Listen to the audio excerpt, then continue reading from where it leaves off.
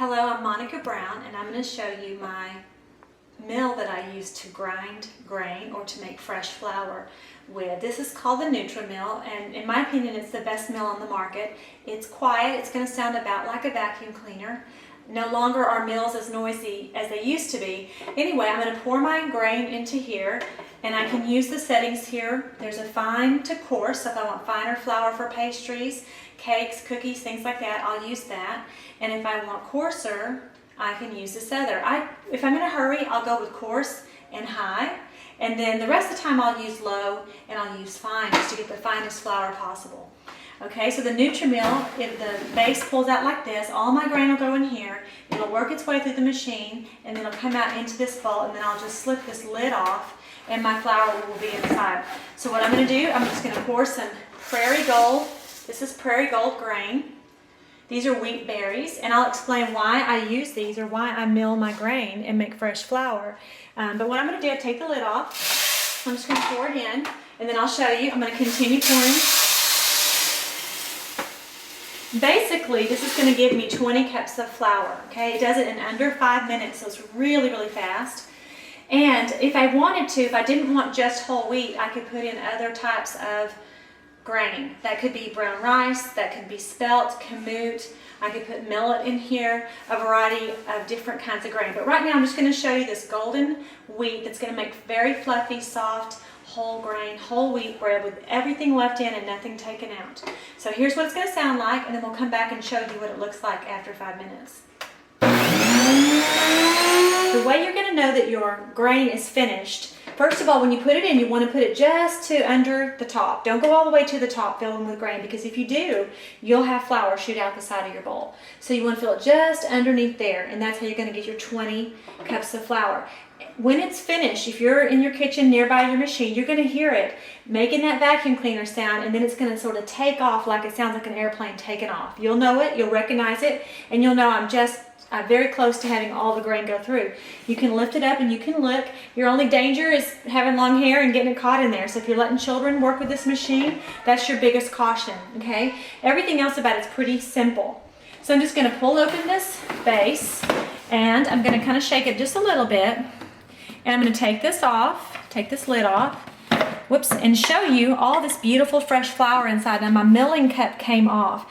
Mine is full. Yours won't be at first. And what I want to do is I want to go ahead and dump that and use that. But what happens is the flour, this little filter is used here, and we need to dust that off. Mine's gotten a little bit dirty, but what we want is to keep that cleaned off. You just want to flick it with your finger. Don't wash it. Just flick it to get the flour out, and keep your cup empty. Then if you want to use this cup for measuring out flour, that's fine. And if you don't, if you're not going to use it, you can use a different one. Just put it back on here, and every time you use your machine, you're going to have this cup just sort of snapped on there, okay? But every time you mill, a little flour goes down inside. So you just want to dump it out or use it. In this case, we're going to go ahead and use it. But this is your fresh Prairie Gold flour. And if you could taste it, you'd see it's sweet, not bitter like store-bought flour. And so the reason that we're doing this, the reason we're milling our grain, because I never intended to do that. I liked to make bread when I was younger. My mom taught me how to make wonderful, wonderful, yummy bread. But we always bought white flour and wheat flour at the store. So I'll just show you right quick. These are called, this is a whole grain nutrition demonstration vials. So you can see here is whole grain. That's your wheat berries that we used. This is bran, middlings, wheat germ oil, and then white flour. And basically what happens in the milling process in America is they mill the wheat, they take out bran, middlings, wheat germ, and wheat germ oil. What's left is this white flour, only they bleached it, because as you can see, the color is not the same, okay? And I say bleach, they just make it white. I'm not sure exactly what chemical they use to do that. It's something like chlorine dioxide. I know that this wheat germ oil is extremely good for your health, and it's something you want to consume on a daily basis.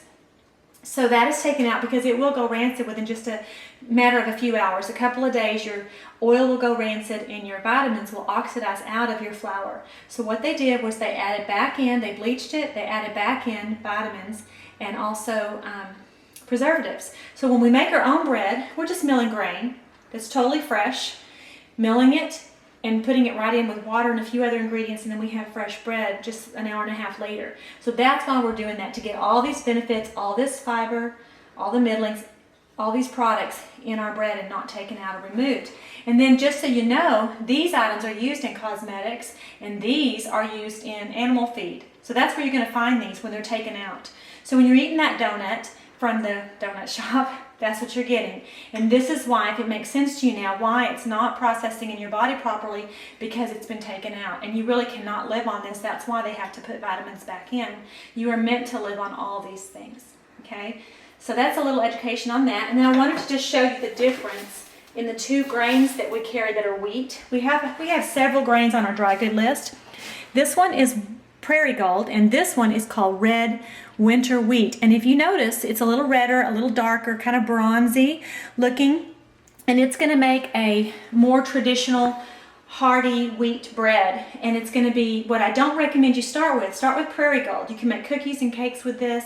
You can make pie crust with this. You can mix the two together. You can make bread with either one of them.